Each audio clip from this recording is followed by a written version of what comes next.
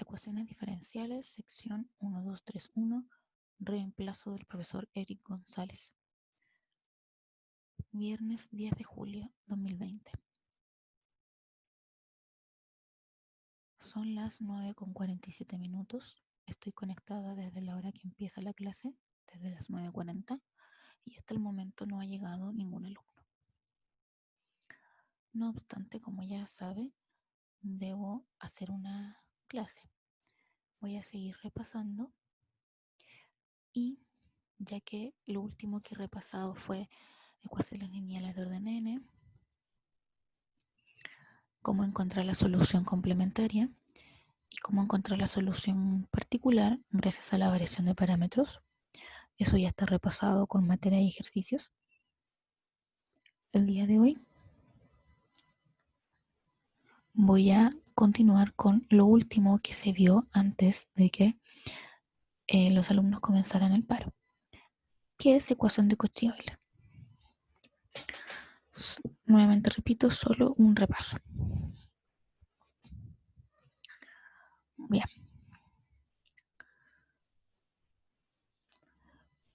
Una ecuación que tiene esta forma se conoce como ecuación de Cauchy-Euler. ¿Cuáles son las características de esta ecuación? Bueno, primero vemos que es lineal de orden n, tal y como lo hemos estado viendo hasta ahora. Ahí está la derivada más alta, orden n. Tiene los coeficientes que acompañan a cada una de las derivadas de la función y a la función y misma. Al lado derecho tenemos nuestra igualdad. En nuestra igualdad tenemos la función f de x, una función que depende solo de x. Pero aquí aparecen estas variables x. Entonces, se puede afirmar que corresponde a una ecuación diferencial ordinaria lineal de orden n de coeficientes variables. Hasta el momento solo se habían visto de coeficientes constantes, es decir,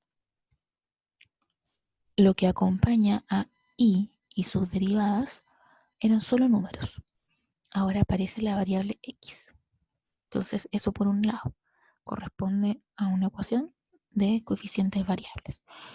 Y como otra característica, se observa que el grado de la derivada coincide con el grado de el exponente de la variable x. Es decir, aquí por ejemplo y no está derivada en la función original, entonces como si x estuviera elevado a 0. Luego y tiene su primera derivada y luego x está elevado a 1. Y así sucesivamente. Esta es la derivada n-1 de y, por lo tanto x está elevado a n-1. Y esta es la derivada n-ésima de y, y aquí x está elevado a n. Entonces cuando se tiene esta característica, uno está hablando de una ecuación de Cauchy-Euler. Y luego se procede a resolver. Entonces, como ya se sabe, para resolver una ecuación lineal, lo primero es encontrar la solución complementaria y luego encontrar la solución particular. Entonces, vamos primero con la solución complementaria. Para ello, se va a considerar la siguiente sustitución. Y igual x elevado a m, donde m va a ser el valor a determinar, o sea, va a transformar en un polinomio en m veces x a la m. O sea, vamos a hacer esta sustitución en la ecuación de Cauchy-Euler y lo que va a suceder es que se va a poder factorizar por x a la m y lo que quede como factor va a ser un polinomio en m. Entonces ese polinomio en m es lo que uno procede a resolver, como ya se sabe, encontrando sus raíces. Y también digo acá que en lo que sigue se verá esto aplicado solamente a las ecuaciones de segundo orden, o sea, que lleguen hasta la segunda derivada, porque el resto es de manera análoga y se extiende. Bien, entonces cuando uno hace esa sustitución y obtiene su polinomio en m, puede tener los tres casos que ya sabemos: raíces reales distintas, raíces reales iguales, raíces complejas. Entonces, cuando se resuelve este polinomio en M y se obtienen raíces reales distintas, la solución complementaria se escribe de esa manera. ¿Sí?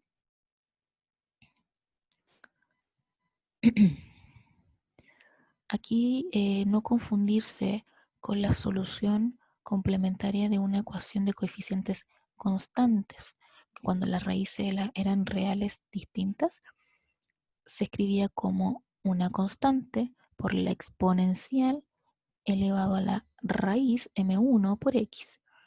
Y luego era la otra constante por la exponencial de la m2, la segunda raíz, por x. Y así dependiendo de cuántas raíces reales distintas tenía. Aquí no hay exponencial, aquí es simplemente x elevado a la raíz. No confundirse con eso. La otra solución era para ecuaciones lineales de coeficientes constantes y esto es para ecuaciones con coeficientes variables, específicamente para la ecuación de Cauchy-Euler. Entonces aquí, por ejemplo, ya se tiene esta ecuación de Cauchy-Euler, la complementariamente está igualada a 0, y lo que acompaña aquí a y sus derivadas son funciones, son números y variables x. En la y no hay ninguna x porque recuerde que es como si x estuviera elevado a 0. La primera derivada de y está acompañada de x, la segunda derivada de y está acompañada de x cuadrado. Entonces es una ecuación de Cauchy-Euler. Se hace la sustitución que se dijo, x elevado a m. Entonces si y vale eso, la derivada de y, porque tengo que encontrar y sus derivadas. Entonces la primera derivada de y es bajo el exponente m y me queda x elevado a m menos 1. Y la segunda derivada de y es derivar esto. O sea, m factor de m menos 1, x elevado a m menos 2. Y reemplazo lo correspondiente. Me queda x cuadrado por la segunda derivada, que me dio eso. Entonces reemplazo. Menos 2x por la primera derivada, que la primera derivada me dio eso. Entonces aquí lo reemplazo. Menos 4y, que es simplemente x a la m. Entonces lo primero que se observa es que queda x al cuadrado multiplicando a x elevado a m menos 2. Multiplicación de potencias de igual base, los exponentes se suman. Eso implica que los dos se van y me queda solo m. En este sumando pasa lo mismo. Potencias de igual base, sumo los exponentes. Entonces los 1 se me van y me queda solo elevado a m. Entonces lo que se observa es que x elevado a m queda en cada uno de los sumandos. Por ende, puedo factorizar por x elevado a m. Y esto es lo que queda. Como dije, se puede factorizar por x elevado a m y el factor que queda es un polinomio en m. Y a este polinomio es el que se le encuentran las raíces. Entonces se factoriza, se encuentran sus raíces y como son reales distintas, entonces la solución se escribe así. X elevado a una de las raíces, luego la otra x elevado a la otra raíz y una combinación lineal de ellas. O sea, multiplicado por constantes y se suman.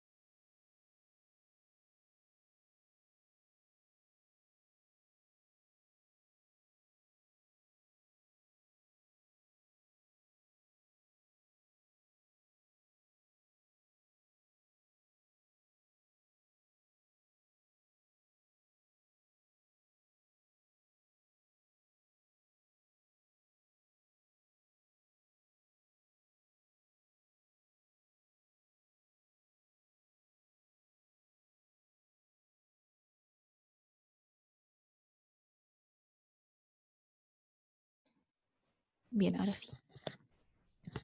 Continúo. Las raíces reales iguales. Entonces se hace la sustitución y igual x elevado a m, y cuando queda un polinomio en m, se pueden tener raíces reales iguales, es una de las opciones. Cuando esto ocurre, aquí lo que se aplica, aquí hablo del teorema 2 del apunte de la clase 10, ¿sí? Este es el apunte que habla de, al conocer una solución de una ecuación diferencial, uno puede obtener una segunda solución, LI con la primera, gracias a una fórmula que ahí entrego en ese apunte. ¿Ya? Pero eso es solamente para que tengan en conocimiento. Basta con saber que entonces la solución se escribe así. Como las raíces son repetidas, lo único que hay que agregar acá es un logaritmo natural de x, pero viene de este teorema, ¿ya? Solo para que se sepa. Bien, teniendo aquí nuestra ecuación de Cauchy-Euler, ya que el exponente de x coincide con el orden de la derivada, se hace la sustitución. Esto siempre se repite, en el sentido de que si tengo la sustitución y igual a x a la m, su derivada siempre va a ser eso y su segunda derivada siempre va a ser eso, ¿no? Entonces uno lo va reemplazando y opera hasta que pueda factorizar por x a la m. Aquí no me detuve, pero es lo mismo. Aquí va a aparecer el x al cuadrado multiplicando a x m menos 2. Entonces, potencias de igual base que se multiplican, los exponentes se suman. Queda 2 más m menos 2. Entonces los dos se van, ¿sí? Esa es la gracia de hacer esta sustitución. De hecho, para eso se hace. Sustituir por x a la m es precisamente para eliminar las potencias de x que no sean elevado a m. Solo por eso. Y bueno, al factorizar por x a la m se obtiene un polinomio en m, y este es el que se factoriza para encontrar sus raíces. Entonces se encuentran sus raíces y en este caso tiene como raíz el menos un medio, que tiene multiplicidad 2. O sea, se repite 2 veces. Entonces, como es una raíz repetida, la solución se escribe así. C1x elevado a la raíz menos un medio más C2x elevado a la raíz menos un medio por logaritmo natural de x. Y el último caso es cuando en un polinomio se obtienen raíces complejas. Entonces, en este caso, cuando ocurre esto, la solución complementaria se escribe así. X elevado a la parte real del complejo, factor de C1, una constante, por el coseno de B, que B es la parte imaginaria, por el logaritmo natural de X, más otra constante C2, seno de B, parte imaginaria, por el logaritmo natural de X. Y así se escribe la solución, entonces. Y aquí hay un ejemplo. Bueno, se comienza siempre con esta sustitución, se reemplaza, sí, ya se sabe que se van la potencia del x al cuadrado, la potencia de x, queda un polinomio en x a la m, el cual hay que encontrar la raíz. Ahí está ese polinomio. Entonces, como estamos en un caso en que las raíces son complejas, uno ya sabe que no se puede factorizar en los reales, entonces usa inmediatamente la fórmula cuadrática, dando estas raíces, ¿sí? Raíces complejas. Entonces la solución la escribimos como corresponde. Era x elevado a la parte real, un medio, factor de C1, alguna constante, por coseno de. Este es el argumento del coseno, lo que va dentro de la función coseno. El 2, porque es la parte imaginaria, por el logaritmo natural de x, más alguna otra constante por seno de la parte imaginaria, 2, por el logaritmo natural de x. ¿Sí? Y repito, por si alguien aún tiene la duda, pese a que son complejas conjugadas, uno podría preguntarse por qué solo se queda con la positiva, porque aquí aparece un 2 y no un menos 2. Uno solo se queda con la positiva porque las funciones coseno y seno son par e impar respectivamente.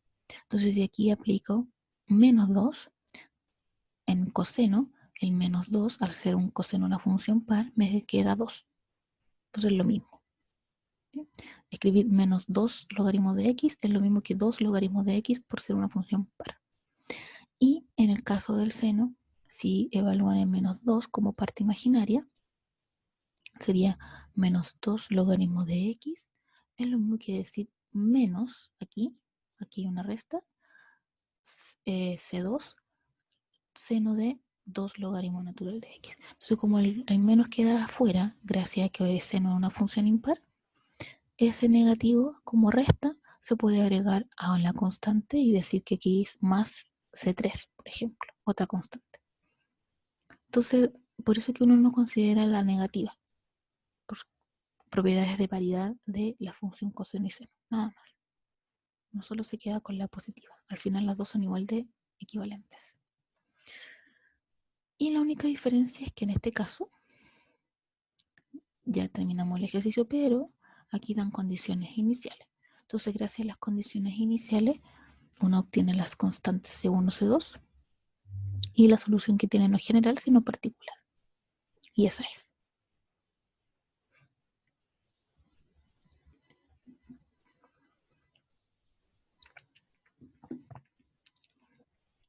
Bien, entonces, ¿cómo aplicar ahora la variación de parámetros para este tipo de ecuación?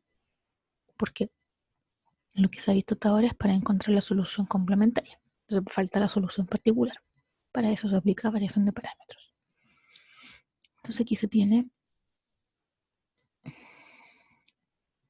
una ecuación de Cauchy-Euler, ¿sí? General, aquí aparece la f de x, perdón, y se hace la sustitución que ya se conoce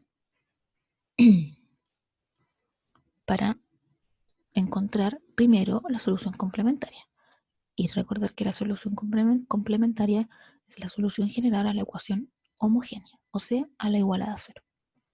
Entonces se hace la sustitución, se resuelve el polinomio, se encuentran las raíces, y en este caso son reales distintas. Entonces la solución simplemente se escribe así.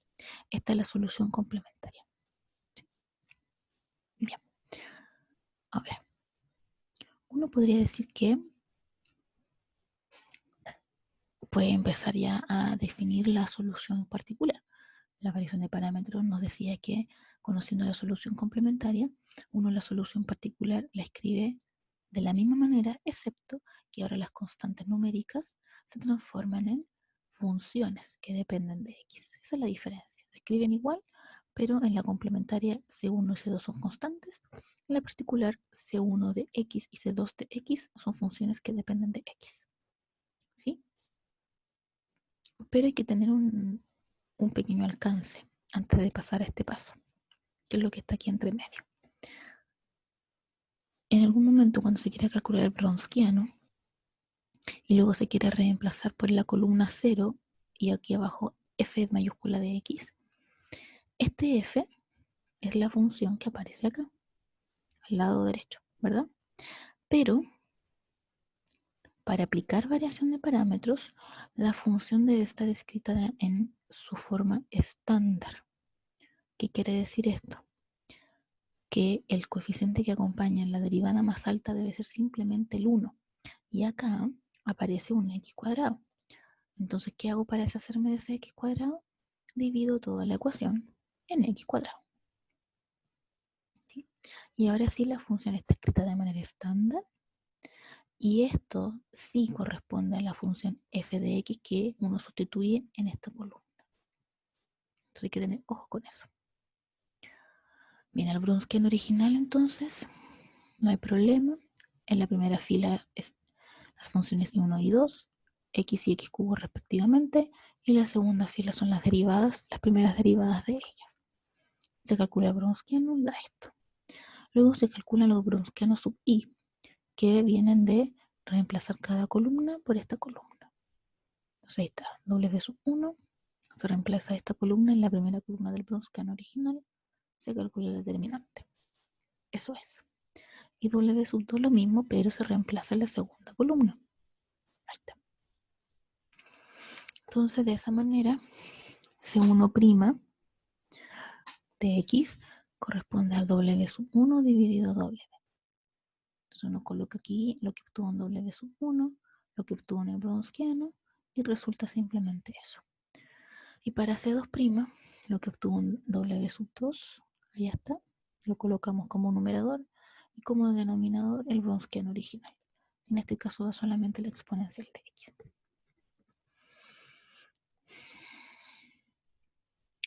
Y como se tiene las derivadas de la función y uno quiere la función original, ¿qué es lo que debe hacer? Debe integrar. Entonces integra C1, C1' se integra y se obtiene C1. De esta manera. Aquí se hace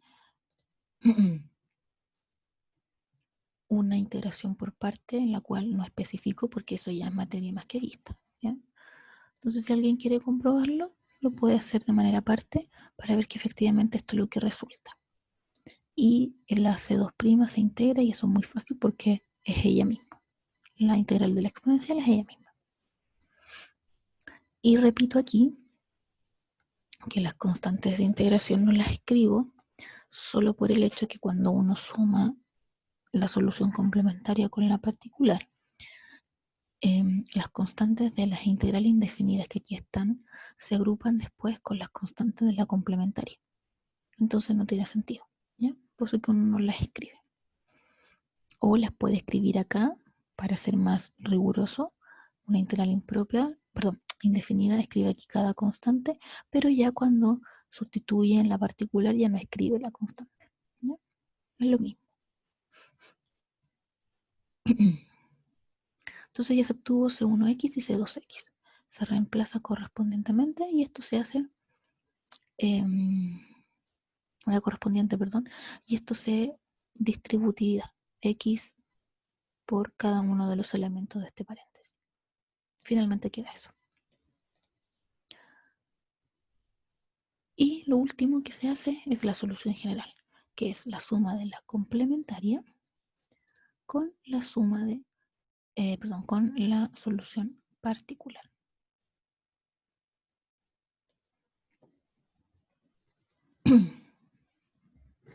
Bien, y otra manera de resolver una ecuación de Cauchy-Euler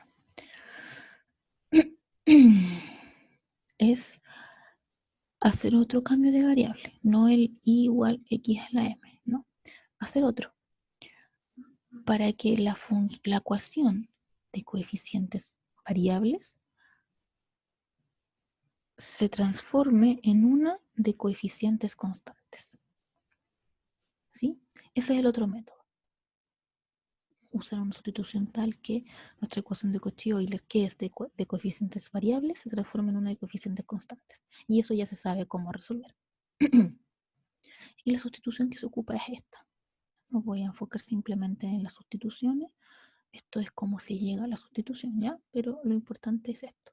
X igual a la exponencial de t, de y de x, es igual a la exponencial de menos t de y de t, y la segunda derivada.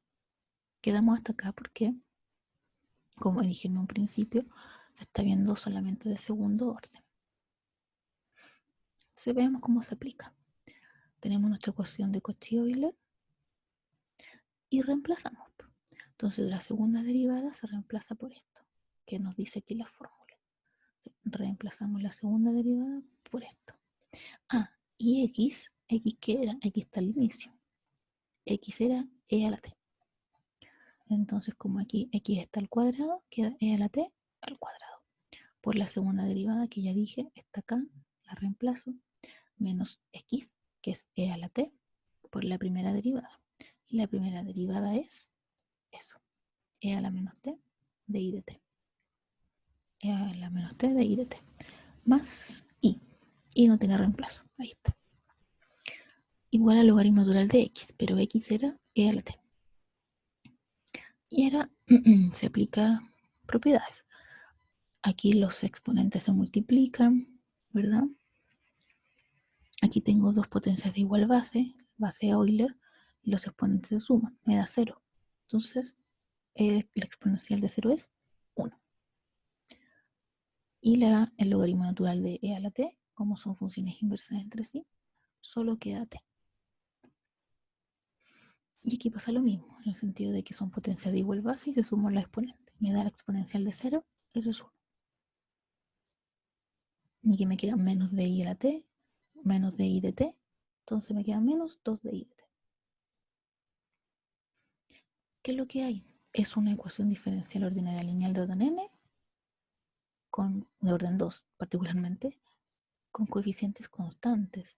Ahora lo que acompaña a i y sus derivadas son solo números. Ya no hay variables x. Entonces esto se resuelve como ya se sabe. Se asocia el polinomio, se encuentra la raíz, en este caso es la raíz 1 multiplicidad 2, y se escribe de esa manera.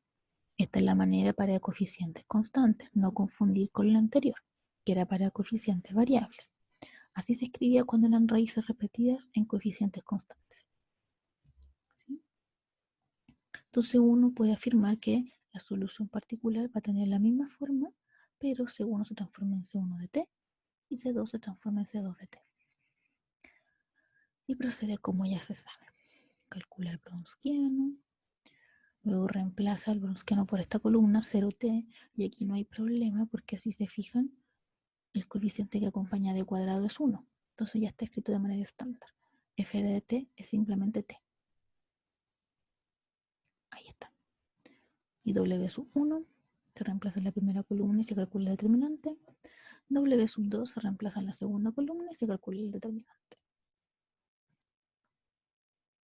Entonces ahí se obtiene C1' como W1 dividido W, C2' como W2 dividido W, y para encontrar C1 y C2 respectivamente se integra. Aquí nuevamente hay una integración por parte. Y aquí también. Entonces ya teniendo C1 o C2, se reemplazan en la I sub P, la particular. Esto es C1 de T y este es C2 de T. Aplica distributividad y lo único que queda es T más 2. Esta es la solución particular, T más 2. Por lo tanto, la solución general es I sub C más I sub T. Pero está en términos de I sub P, perdón. Está en términos de T. Y nuestra ecuación original está en función de X y de Y. Entonces hay que devolverse. ¿Cómo se devuelve? Sabiendo que X es igual a E a la T. Entonces, ¿cuánto vale T? Para despejar, entre comillas, aplico la inversa a la exponencial, que es el logaritmo, y entonces así obtengo que T es igual al logaritmo natural de X. Entonces, donde haya T,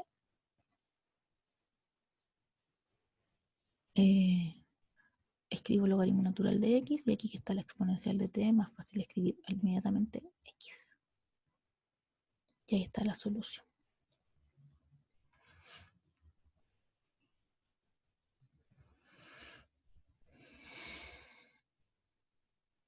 Bien.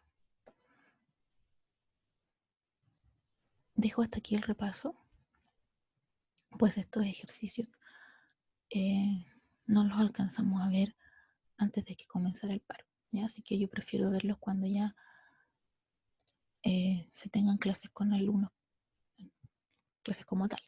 ¿Bien? Dejo aquí hasta aquí el repaso. Estaré disponible hasta que se acabe el periodo de clases por si llega alguien con dudas.